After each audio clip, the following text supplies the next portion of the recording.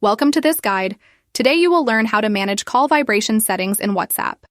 Whether you want to enable, disable, or customize the vibration for incoming calls, follow these simple steps. Start by launching the WhatsApp app on your smart device and make sure you are logged into your account.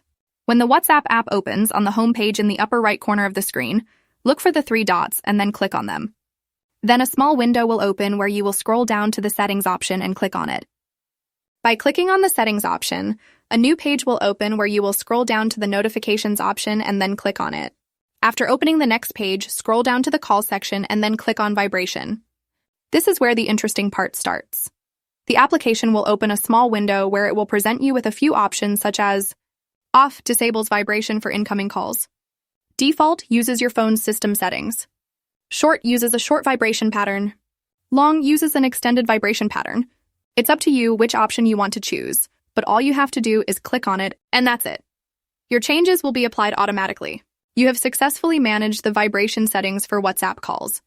If you liked this video, give it a thumbs up, follow us for more tutorials like this, and share with your friends what you learned today. Thank you for watching and see you in the next video.